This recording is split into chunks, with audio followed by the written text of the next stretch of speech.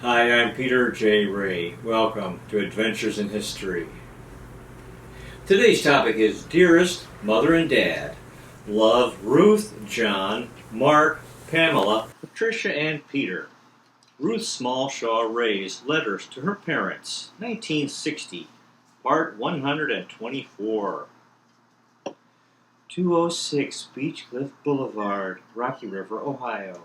September 22nd, 1960. Dearest Mother, thank you just ever so much for the very thoughtful box of chokecherry jellies, and also the lovely notepaper. I just liked the jelly so much. Peter's prenatal food last year, and I've always liked that notepaper and meant to get some. No excuse for not writing. The days just fly by. Peter's a real darling. Mark and Pamela are enjoying school, and Patti's disposition is 100% better without them teasing her. The family reunion at Lakeside, Ohio was fine, and Peter was the belle of the ball, so good. He has such a wonderful smile and laugh, just melts everyone. A week ago Saturday, we had a wedding dinner down south of town and a beach party in Bracknell the same night on the east side of Cleveland. And last Saturday, a dinner party in Bay Village and a party in Shaker Heights the same night. So lots of traveling. To give you an idea of our schedule, last Thursday there was a JC joint meeting at Wade Park Manor near the Cleveland Museum of Art.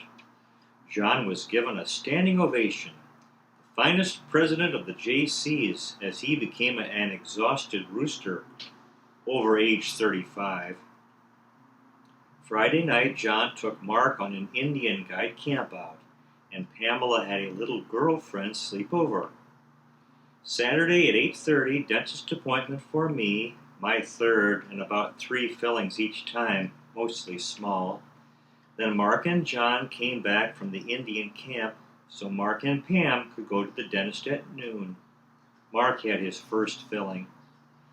Then John got groceries, and then from 3 to 5 p.m. took the children to the reception for the opening of the junior museum that he's president of, and he conducted the program. Then from 5 to 7 he took the kiddies to the carnival at school.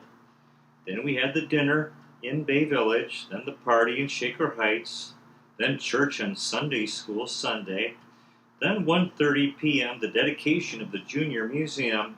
We all went, and John's folks came here afterwards. They're coming for dinner again this weekend. Of course, this is without all the getting ready clothes and changing. Today I went to a coffee for Mark's classmates' mothers, and then took the kiddies to Rocky River Park for lunch, and also supper since John had a meeting. John took me to the movie Elmer Gantry for my birthday and got me some lovely cut glass hurricane lamps. It was very nice of you and Mrs. Irwin to look after the kiddies there. Would it have been easier for you each to have taken one home for a week each? I hope you didn't bother Janet about toilet training. Patti still isn't completely. I think it's better to leave them in diapers if it's more trouble to bother them. Poor little thing. They grow up so soon anyway. Thank you again so much for all you've done. The jellies. One was smashed, but the others were okay, and I do love the notepaper. I just am so sorry I'm so neglectful about writing, but there's so much to do. I just don't know if I can keep up with my husband.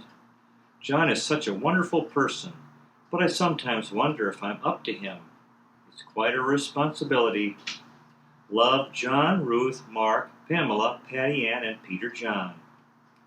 206 Beechcliff Boulevard, Rocky River, Ohio. October 14th, 1960. Dearest Mother, I was glad to get your letter yesterday and hear that all went well at Bud and Doris's, and that you didn't find it so hard this time. It's only now that Patti is telling me when she needs to go, so she's a slow one too. Right now she's running in Lake Erie all by herself. I have Peter asleep in the carriage beside me. It's such a gorgeous day. 78 degrees yesterday and seems warmer today. The sky and lake are a gorgeous blue and the trees all colors, gold, oranges, and reds, but the grass is still green and the roses abloom. This beach is crowded in the summer, but now only Patti is here. I was planning to go to a dessert bridge and style show at church, but my babysitter couldn't come, so I brought the babies to the park. I think the main reason I was going was to wear the new hat John bought me. He's asked me to get one of those ones with pheasant feathers. Since I couldn't find one he liked, he bought one. It was far more expensive than I'd have considered, cost more than my dress. But he said that was the beauty of it, and that he won or lost that much in poker in an evening. It is a beauty.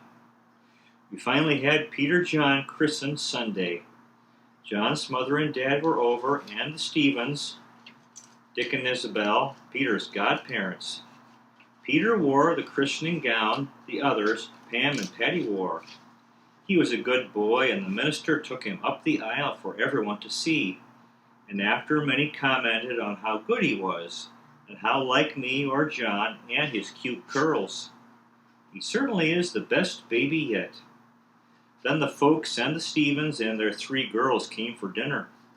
Ham loaf, potatoes au gratin, and mandarin salad, and angel food cake, iced with ice cream. I had it ready by 1:10. It was a gorgeous day, too. We've had the nicest fall I can ever remember. I'm so glad you're having nice weather, too. You've been busy with all your canning. John's mother brought over some grape jelly, and I've been enjoying yours, too.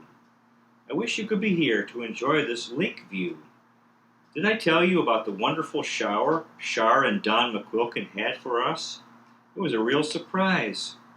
You don't expect to shower for your 4th baby, and Peter's 4 months old.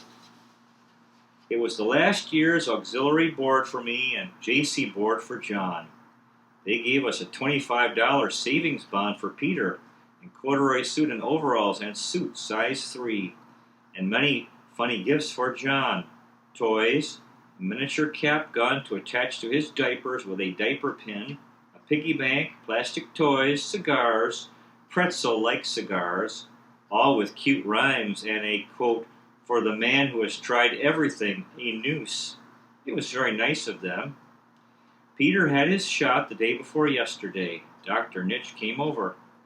My cleaning lady came yesterday. Tonight, Mark is having a little friend from Bay Village overnight. They're going on a camp out next Friday, so I've promised Pamela she can have a girl overnight while the boys are away.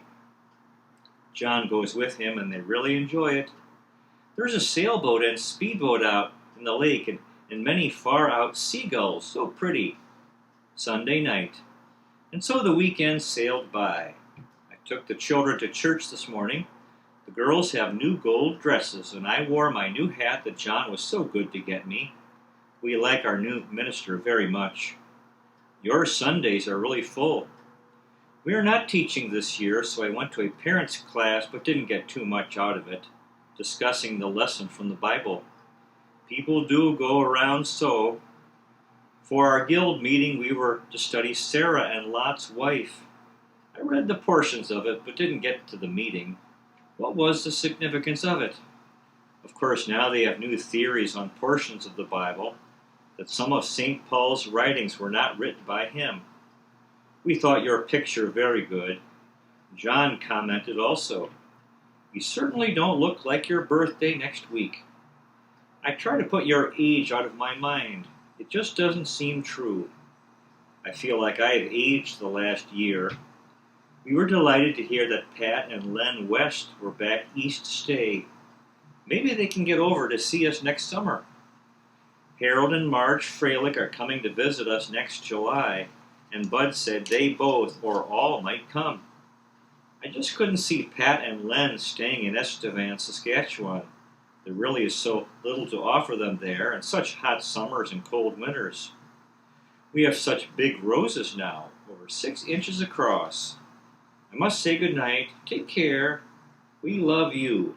Love, John, Ruth, Mark, Pamela, Patti, and Peter John. P.S. We went down to Marion for Grandma Zook's 90th birthday and family reunion.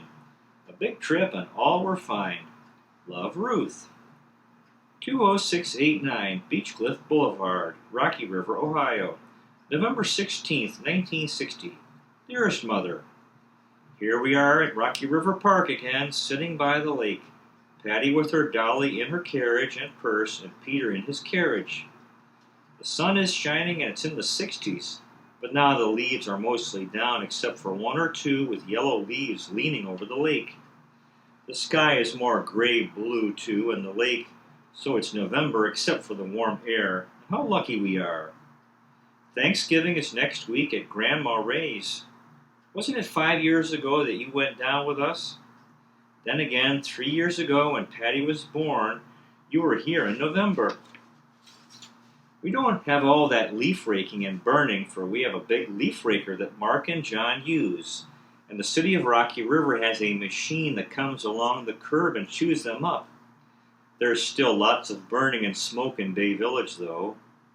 It's a nice fall feeling, but I don't think the smoke was too good for my throat. The moment I say something positive, the moment things change, it seems. I wrote how I was too busy to be lonely, then suddenly, in spite of so much to do, I felt it, and too, as you've said, wished I could press a button and have you here. However, as John said, for just 24 hours, and then I get all like it's too much for me. However, I was thrilled that the Canadian air rates have been lowered, so it won't be so much to come. When I told John, he said, "Well, let me know when you want to send the check." He is so good and tries so hard to do everything to make us happy. As Dad says, Ruth will never be satisfied. I've been wondering if we should have got a newer, contemporary home, split level in a younger neighborhood with more children. Yes, Aunt Olive wrote that she's here on a more permanent basis. John has said every letter that she'd be back. I had the interior decorator out to help me plan the furnishing of the house, but she won't be able to do anything until January, so we still have lots to do. I was hoping to be done for Christmas, but the time goes by so quickly. I was so glad the dress was okay. I shopped until the stores closed, and it wasn't what I wanted for you, but John said, "Send it. I was sure you'd like it." I wanted a wool dress with long sleeves for you, but could only find black, royal, or gold, and wanted lilac since you have gold. Maybe I'll find one for Christmas.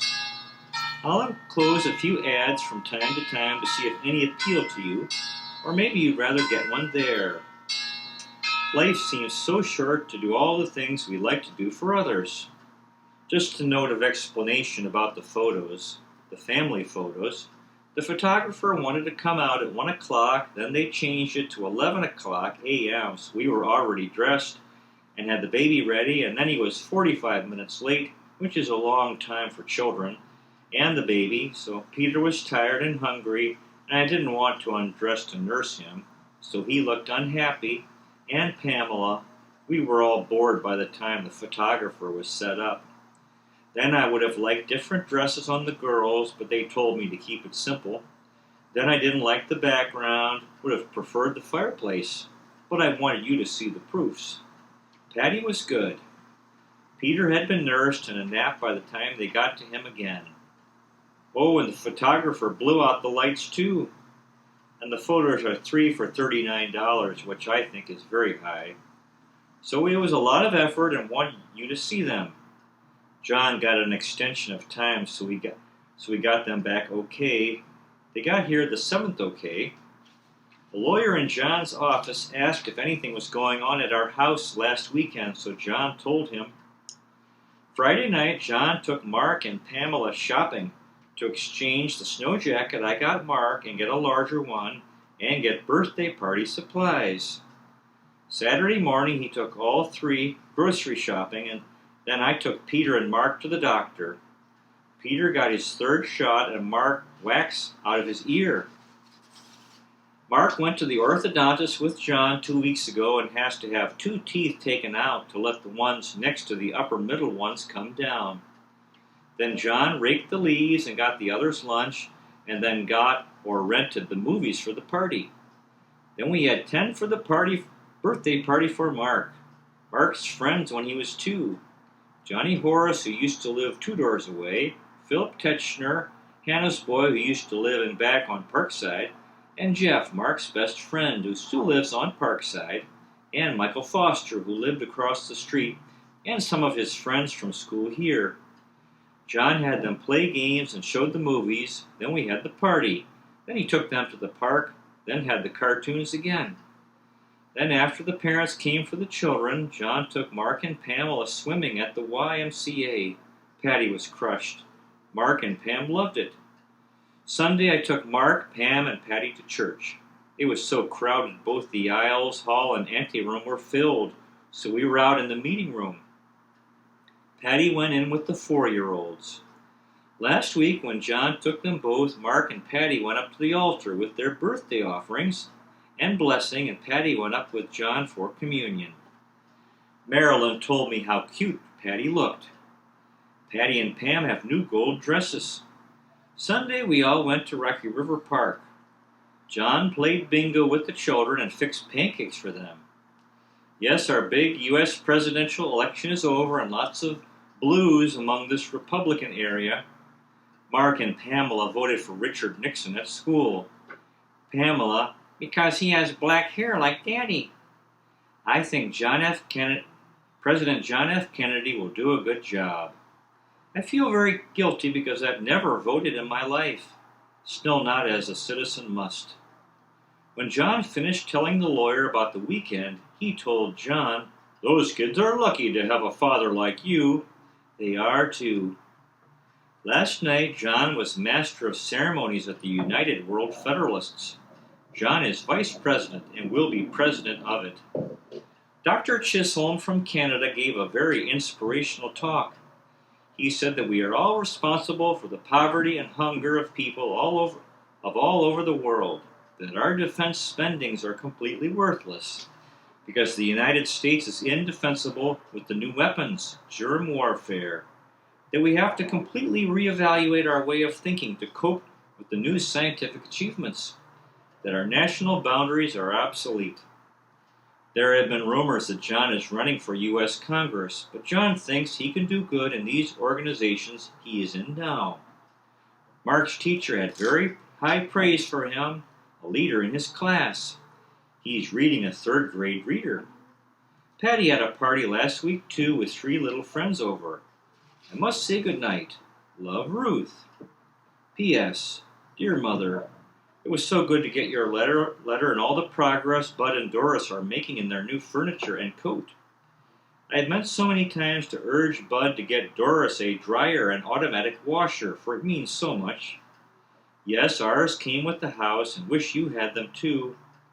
I don't know why I didn't have a dryer sooner, but used to enjoy going out, but now too busy. Sounds as though they don't plan more babies since they're selling the carriage. We still hope ours will be used for a couple more children. But it's so nice that they're getting new things. John just bought over $400 worth of furniture for Mark's room today. Bunk beds in country casual oak desk and dresser. So we hope it will do for Mark and Peter till they go to college. The bunk beds can convert to twin beds. Next we plan to do the girls' room. Maybe French Provincial for them with a dressing table, frilly curtains, and a mural wall, scenic, pink and white or lilac and white. Also a furry white rug I ordered today.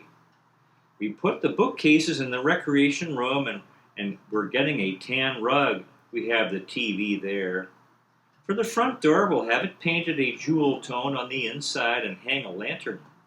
I think I'd like Italian in the dining room with the breakfast under the mirror wall. The chandelier is pretty in there. John got birch logs for both the fireplace and the recreation room and one in the living room. Yes, we had a tea plant last year and it was very lively, 3 leaves, but suddenly died. What is wrong with Norma? Does she go to a doctor? I just got home from a demonstration on Thanksgiving and Christmas arrangements. Lots of ideas. I enjoyed Faith Baldwin's article. They say that people who adjust easily and are flexible are higher in intelligence. I usually take a while to adjust. I remember I was so unhappy the first winter in Bay Village because it was far away from our friends and smaller than I'd have liked. Then I did get settled and hated to leave. We really should have got an in-between house, but thought we'd stay and make a bigger jump. Now I wondered if we should have made a lesser jump. This is a lovely neighborhood, but maybe I should have chosen a new home where there were more young children. I suppose I'll adjust again, but want to do what is best. My cleaning lady washed all the woodwork and floor on the third floor for me last week, which helped. It is nicer for John, for it's not so far out for him to drive. The children love their teachers. It's a very good school system, and Mark is reading third-grade books. I just pray that it's the right move. John's partner, Kent Myers, told John that he had the greatest potential of any young lawyer in Cleveland today, and that by the time he's in his mid-40s, he'll have work running out of his ears. They're contemplating adding another young lawyer to the family, 4 now and 3 secretaries. We're thrilled about the jet planes to London from here. If we go next spring, unless we have another baby. Patti was thrilled with her dolly clothes and hangers and spent her nap dressing dolls. I got the girls a maple doll chest and dresser wardrobe so they can hang the dresses, so they need hangers. Don't get any more plush toys or squeeze toys or dolls, for we have so many, but they do like dresses for the dolls. Mark has that bird book and many others also. Mammals, fishes, seashores, rocks and minerals, flowers, trees, and stars, and that kind of book. John's mother got them and is starting the encyclopedia for them. All his friends give him butterfly and nature things. John's mother gave Mark frames for his butterflies, and he jumped for joy. John got him a stamp book. John is home from his poker game. He won $14, so he paid $1.50 for the babysitter. Love, Ruth, John, Mark, Pam, Patti, and Peter. To be continued. Well, that concludes today's presentation. Good luck to you with your efforts in family history, if this interests you. Finding, preserving, and sharing old letters, diaries, photographs, family movies and videos, and interviewing elderly relatives while they're alive. You might consider, checking out our website, Adventures in History with Peter J. Ray, at peterjray.com. So far, we've made 692 history videos in 7 areas: world history, American history, book reviews, poetic tours, Cleveland baseball, family history, and autobiography. There's a donate feature. You might consider making a donation, so we can continue making these videos. If you live in Metro Manila, Philippines, and are looking for a high school, you might consider Res Celeste Educational Center. Res Celeste is located on Allenby Street, also known as the Inclined Plane, not far from the corner of P. Guevara and Wilson Street in Barangay Maytunas, San Juan, Metro Manila, Philippines. At Res Celeste, we specialize in helping young people who have had difficulty in the larger traditional high schools. And we're more than a school, we are a warm, supportive community, and we strive to be creative and innovative. Thanks so much for, the website is resceleste.education, RESALEST. Thanks so much for watching. I really appreciate it. God bless you. Take care. And I'll see you next time.